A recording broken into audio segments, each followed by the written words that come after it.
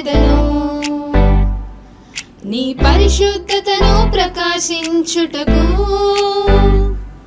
నీ పరిపూర్ణతలో నన్ను నడిపించుము మహిమా నీకే ఘనత నీకే ప్రతిదినం నా ఆరాధన నీకే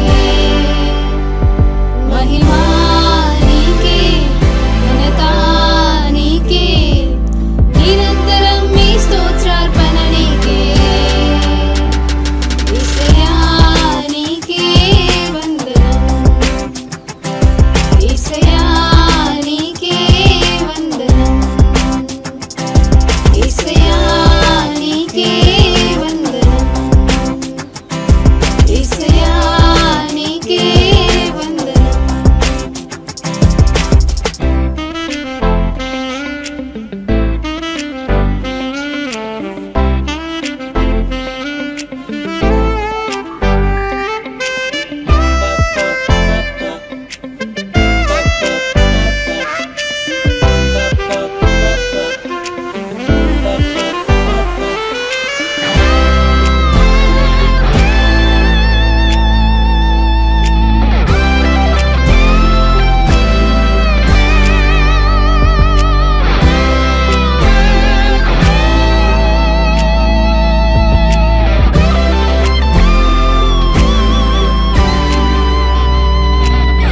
మట్టి ముద్దనైన నన్ను మనిషిగా రూపించావు వట్టి వాడనైన గాని మహిమతో నన్ను నింపావు మట్టి ముద్దనైన నన్ను మనిషిగా రూపించావు వట్టి వాడనైన గాని మహిమతో నన్ను నింపావు నీ కౌగిలిలో నన్ను హత్తుకొని అరచేతులలో నన్ను చెక్కుకొని నీ సన్నిధి కాంతిని నాపైనే ఉదయింపజేశావు నీ కౌగిలిలో నన్ను హత్తుకొని అరచేతులలో నన్ను చెక్కుకొని నీ సన్నిధి కాంతిని నాపైనే ఉదయింపజేశావు ఏమివ్వగలను నేను నీ ప్రేమకై పగిలిన హృదయముతో ఆరాధింతును మహిమా నీకే ఘనత నీకే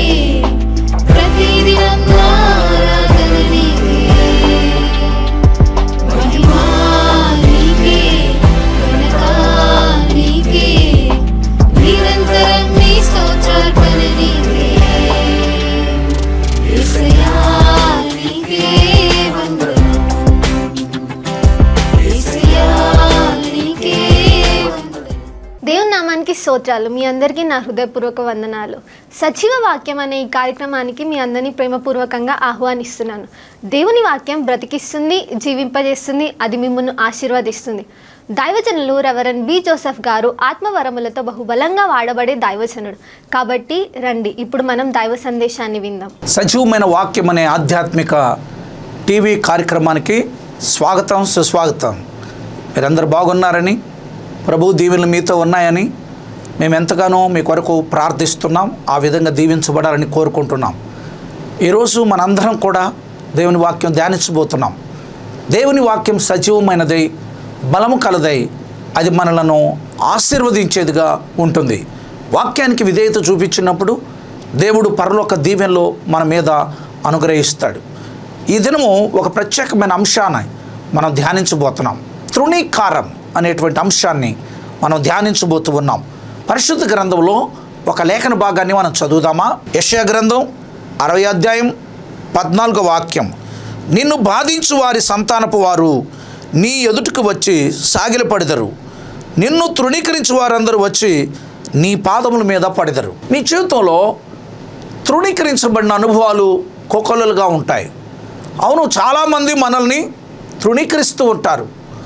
మనకున్న పరిస్థితులను చూసి హేళన చేస్తూ ఉంటారు.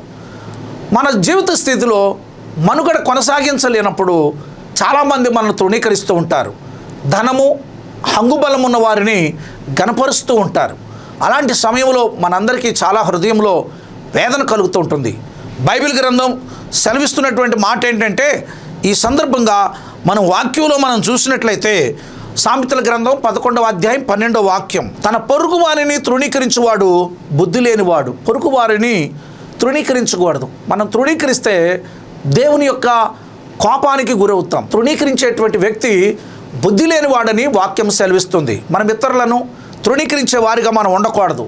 అలాగే 14వ కీర్తన 6వ చరణాన్ని మనం చూసినట్టయితే, బాధపడు వారి ఆలోచనను మీరు తృణీకరించెదరు. అవును కదా, ఎవరైతే బాధగా ఉంటారో వాళ్ళు ఏదైనా ఆలోచనలు చెప్పినప్పుడు మనం తీసుకోము, వారి యొక్క మాటల్ని లెక్కబెట్టం. బైబిల్ వాక్యం కనబడుతుంది, వారికి దేవుడు ఆశ్రయమై ఉంటాడంట.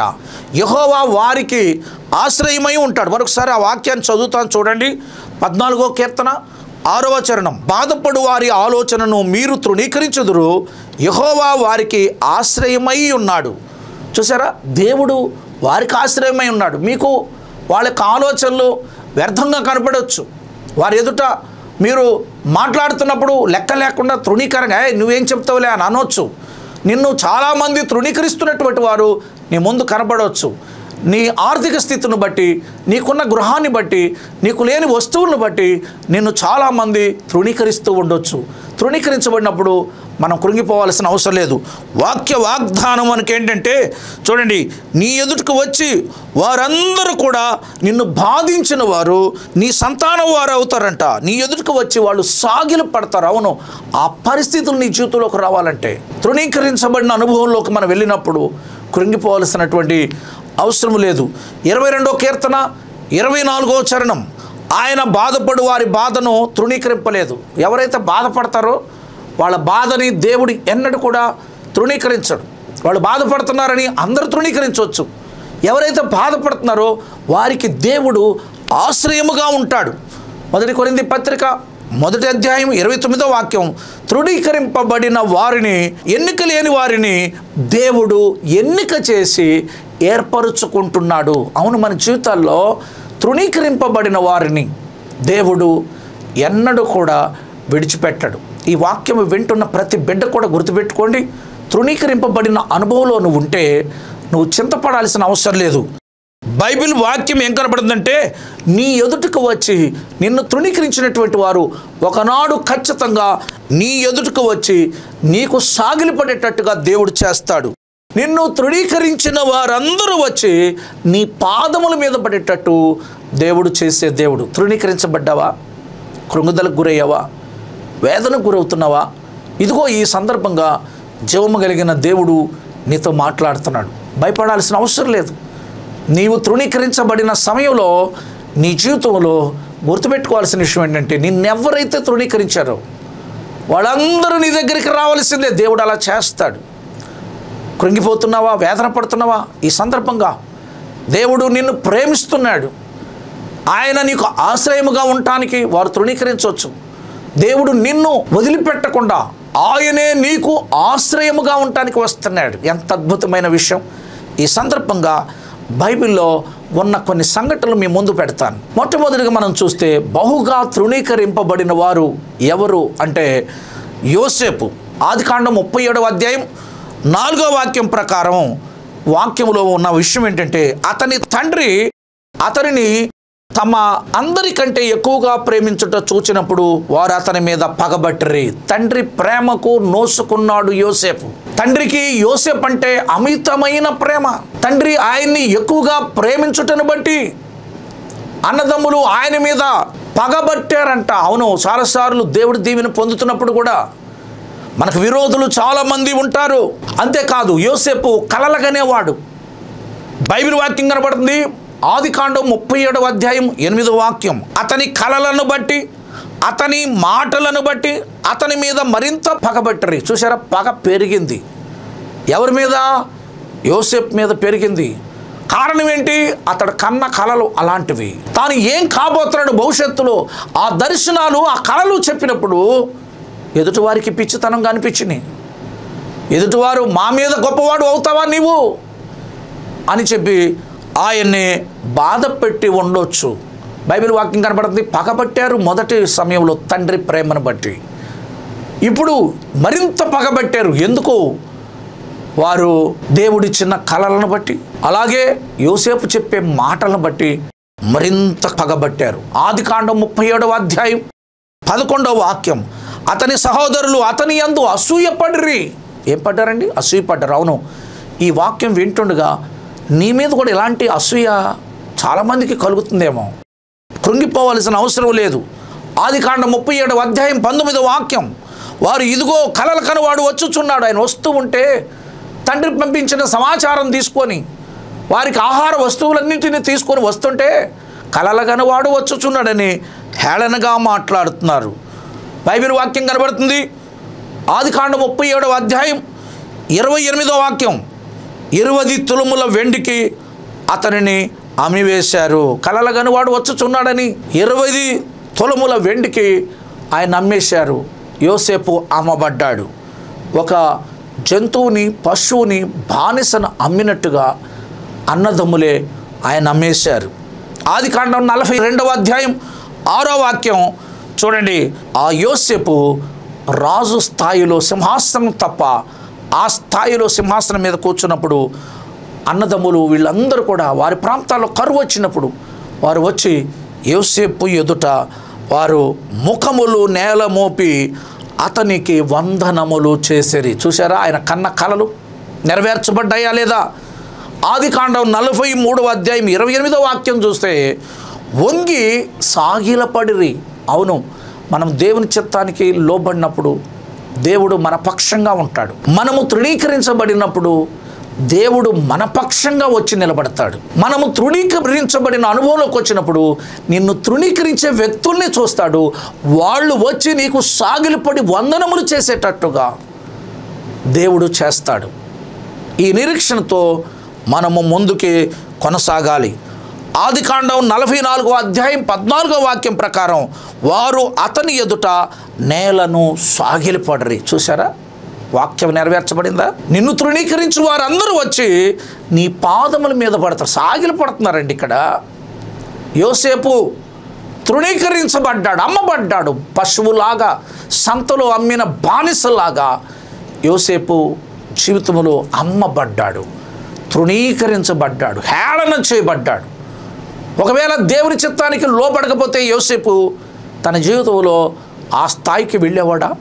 లేదు. ఏదైనా నీ జీవితంలో శ్రమలు వచ్చినాయా, కష్టాలు వచ్చినాయా, తృణీకరిస్తున్నారా? నువ్వు భయపడాల్సిన అవసరం లేదు.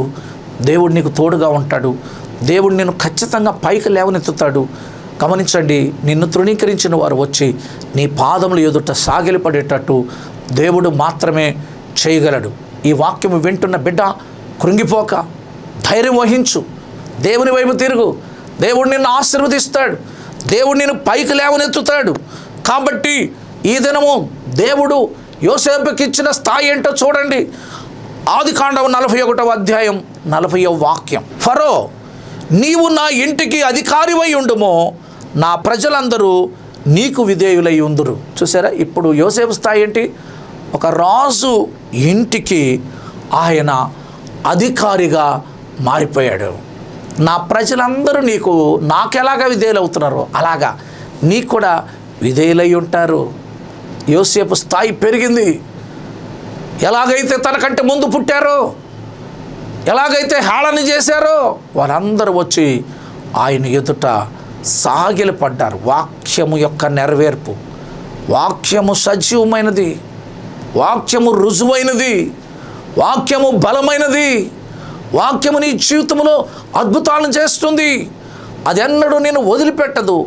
వాక్యము నిన్ను ఖచ్చితంగా దీవిస్తుంది. ఈ సందర్భంగా ఒకవేళ నువ్వు కూడా తృణీకరించబడిన అనుభవంలో ఉంటే భయపడకు. దేవుడు నిన్ను ఆశీర్వదిస్తాడు. ప్రజలు నీ వృత్తిని బట్టి నిన్ను తృణీకరిస్తున్నారేమో, ప్రజలు నీ కులాన్ని బట్టి నిన్ను తృణీకరిస్తున్నారేమో, ప్రజలు నీ జీవితంలో జరిగిన సంఘటనలు బట్టి నిన్ను తృణీకరిస్తున్నారేమో, నీ ఆర్థిక స్టేటస్ లో ఉంది కాబట్టి నిన్ను తృణీకరిస్తున్నారేమో. ఇదిగో ఈ సందర్భంగా యోసేపు యొక్క జీవితంలో జరిగిన ప్రతి ఘట్టం చూడండి, మనందరికీ ఒక మాదిరి. తప్పనిసరిగా దేవుడు నిన్ను ఆశీర్వదిస్తాడు, తప్పనిసరిగా నిన్ను దీవిస్తాడు. ఎవరైతే నిన్ను తృణీకరించారో వాళ్ళందరూ వచ్చి నీ ఎదుట సాగిలపడేటట్టు చేయగలిగిన వాడు దేవుడైన యెహోవా. నీకు ఆశ్రయంగా మారతాడు. పరిశుద్ధ గ్రంథంలో మరొక వ్యక్తి జీవితం మనకు తెలుసు. బహుగా తృణీకరించబడ్డాడు. ఎవరైనా ఆయన ఎవరో కాదు, రెండో వ్యక్తి దావీదు. సమూయేలు మొదటి గ్రంథం 17వ అధ్యాయం 42వ వాక్యం. గొలియాతు చుట్టూ పారజూసి దావీదును కొనుక్కొని అతడు బాలుడై ఎర్రటివాడును రూపసీయునై ఉండుట చూచి అతనిని తృణీకరించాను. చిన్న పిల్లోడు నా మీదకి యుద్ధానికి వస్తాడా? గొలియాతు దావీదును చూసి తృణీకరిస్తున్నాడు. ఎర్రటివాడు రూపసి అయి ఉన్నాడు, అయినా నా మీద యుద్ధం చేయడానికి ఈ పిల్లాడికి ఏం సాధ్యం? వీడి బిసాద్ ఎంత? తృణీకరిస్తున్నాడు గొలియాతు. అయ్యా లోయలో జరిగినటువంటి ఈ యొక్క విషయాన్ని మనం జాగ్రత్తగా గమనించినట్టయితే ఇక్కడ కనబడతా ఉంది. ఆయన ఎంతగా తృణీకరించాడో చూడండి. సమూయేలు మొదటి గ్రంథం 17వ అధ్యాయం 44వ వాక్యం. నా దగ్గరకు రమ్ము, నీ మాంసము ఆకాశ పక్షులకును భూమి మృగములకును ఇచ్చివేతునని ఆ ఫిలిష్తీయుడు దావీదుతో అనగా, నువ్వెంతరా? నా దగ్గరకు రా, నీ మాంసమును ఆకాశ పక్షులకు ఎత్త, భూమృగాలకు వేసేస్తా, నువ్వెంతటి వాడవు? చులకనగా తృణీకారంగా గొలియాతు యొక్క అహంకారం మనకిక్కడ కనబడుతూ ఉంది.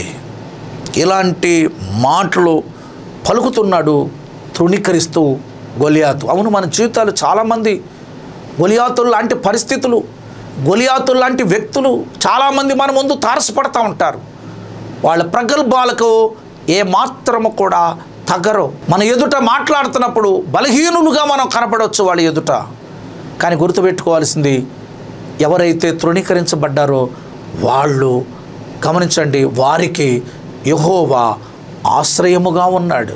నువ్వు తృణీకరించబడితే దేవుడు నీకు ఆశ్రయముగా ఉంటాడు. నువ్వు తృణీకరించబడితే దేవుడు నిన్ను ఎత్తిపడతాడు. యోసేపు జీవితంలో చూడండి, ఫరో ఇంటికి అధికారిగా మారిపోయాడు. అంత మాత్రమే కాదు, ఆ ఫరో యొక్క మనుషులందరూ ఆయనకి లోబడి ఉండారు.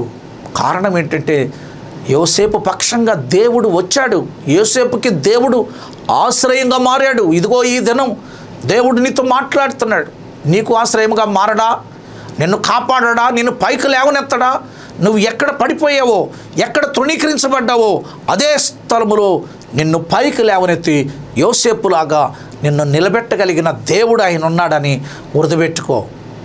అలాగనే దావీదు జీవితంలో ఇదే జరుగుతుంది. దావీదుని హేళన చేస్తున్నాడు అతను. ఇంకా మీరు చూడండి, ఆ హేళన చేస్తున్నప్పుడు దావీదు అన్న 5 ప్రాముఖ్యమైన విషయాలు ఈ సందర్భంగా మీకు తెలియపరుస్తాను. సమూయేలు మొదటి గ్రంథం 17వ అధ్యాయం 26వ వాక్యం. జీవము కలిగిన దేవుని తిరస్కరించుటకు వీడు ఎంతటి వాడు? దావీదు పలికిన మాట, వీడు ఎంతటి వాడు? నా దేవుడు జీవము కలిగిన దేవుడు, వీడు ఒక ఫిలిష్తీయుడు. నా దేవుణ్ణి దూషిస్తాడా? నా దేవుణ్ణి నిందిస్తాడా? నా దేవుని తిరస్కరించి మాట్లాడతాడా? చూసారా, ఒక బాలుడైన వ్యక్తి మాట్లాడిన మాట. రెండో మాట వాక్యంలో చూస్తే సమూయేలు మొదటి గ్రంథం 17వ అధ్యాయం 36వ వాక్యం. ఈ ఫిలిష్తీయుడు వాటిలో ఒక దాని వలె అగును. అవునయ్యా రాజా, నేను యుద్ధమునకు వెళ్ళినప్పుడు, నేను గొర్రెలను కాస్తున్నప్పుడు నా గొర్రెల మీదకి సింహం వచ్చింది ఒకసారి, ఎలుగుబంటి వచ్చింది ఒకసారి, వాటిని చీల్చి చంపేశాను. వాటిలో ఒకదానిలాగా ఇతడు కూడా అవుతాడో. ఎంత విశ్వాస పలుకు పలికాడు చూడండి దావీదు. మూడో మాట ఆయన పలికాడు. సమూయేలు మొదటి గ్రంథం 17వ అధ్యాయం 37వ వాక్యం. నన్ను విడిపించును. దేవుడు నన్ను విడిపిస్తాడు, ఈ శ్రమ నుంచి విడిపిస్తాడు. అవును, నీ జీవితంలో కూడా పరిస్థితులు తాండవిస్తున్నాయా?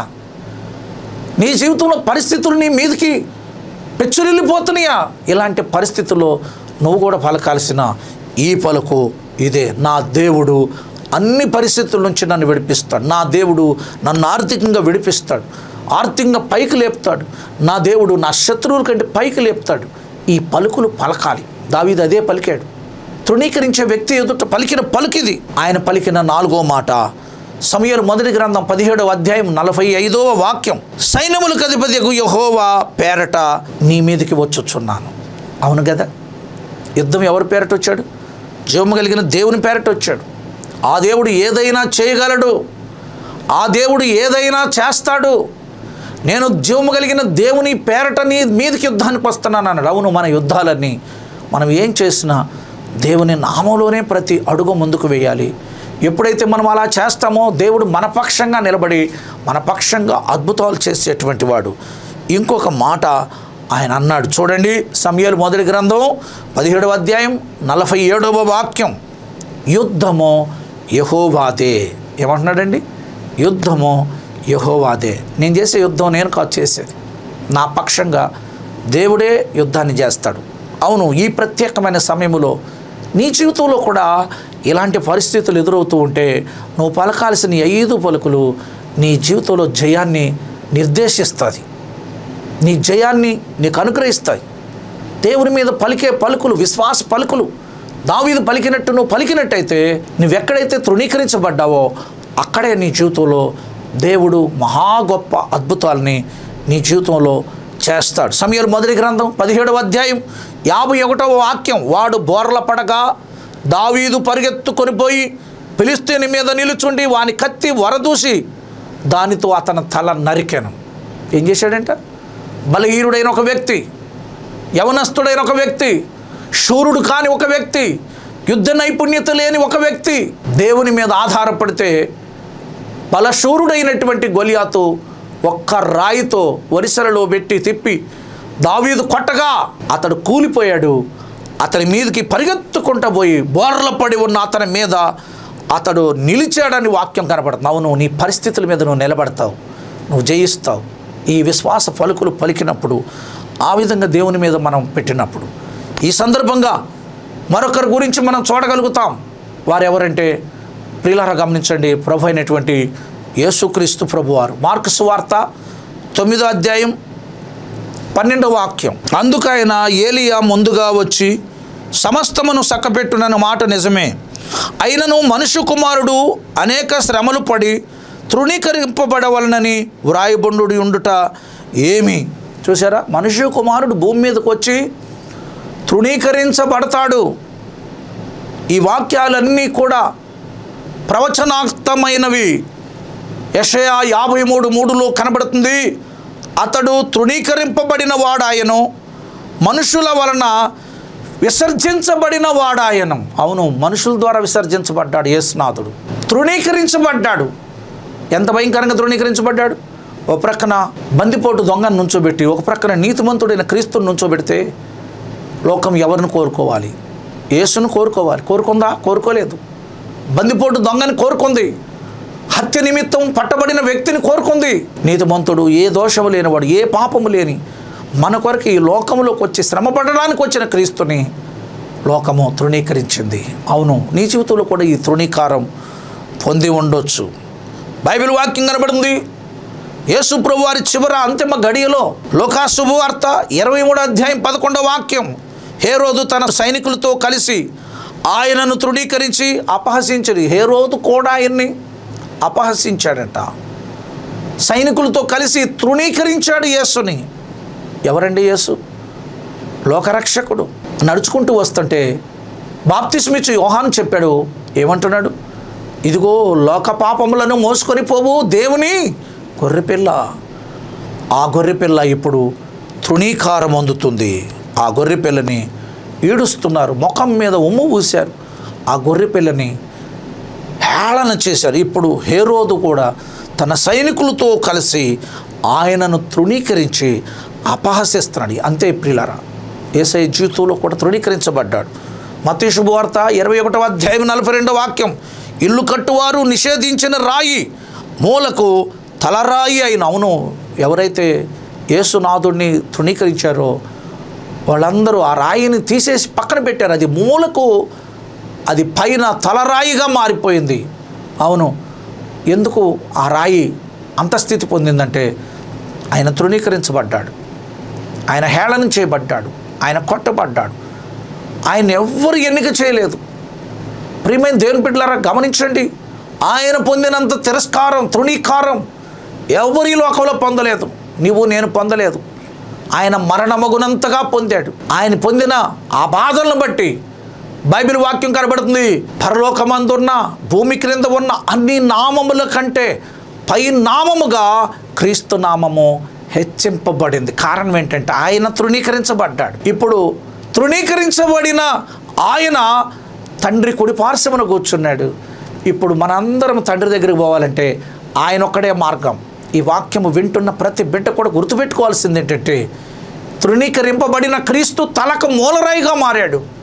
తండ్రి యొద్దకు ఆయన ద్వారా తప్ప ఎవ్వడు వెళ్ళలేడు. ఆ రాజ్యానికి మనందరము కూడా వెళ్ళాలి అంటే ఈ దినం మనం గుర్తుపెట్టుకోవాల్సిన విషయం ఏంటంటే, మనందరము కూడా యేసు ద్వారా తప్ప ఎవ్వడు కూడా వెళ్ళలేడు. ఈ దినం తృణీకరించబడుతున్నావా? వేదన పడుతున్నావా? మరొకసారి దేవుడు నీతో మాట్లాడుతున్నాడు.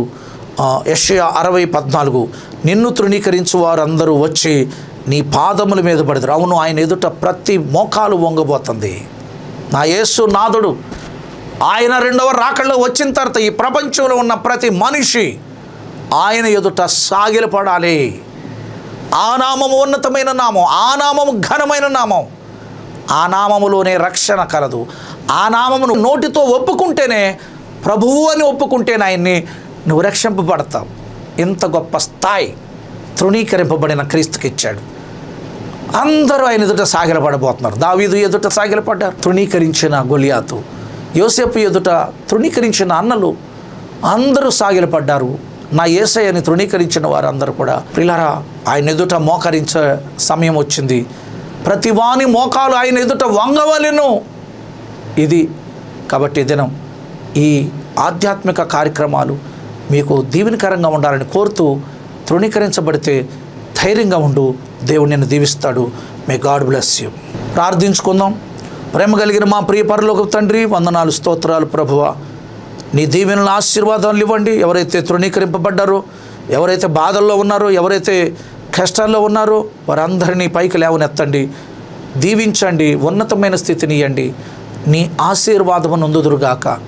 ఈ టీవీ ఆధ్యాత్మిక కార్యక్రమాన్ని వీక్షిస్తున్న ప్రతి బిడ్డని మీరు దీవించమని, నీ దీవెనలతో నిలబెట్టుకోమని, మరొకసారి ఈ యొక్క కార్యక్రమాన్ని వీక్షిస్తున్న ఈ కుటుంబాలను మీరు దీవించమని, ఉన్నతంగా లేవనెత్తమని, వారి పిల్లలను దీవించమని, వారి వ్యాపారాలను ఆశీర్వదించమని యేసుక్రీస్తు నామములో ఈ ప్రార్థన అడిగి వేడుకుంటున్నాం తండ్రి.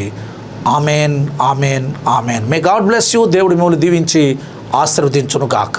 మీ ప్రార్థన అవసరతల కొరకు ఈ నంబర్ని సంప్రదించండి. 9154534455.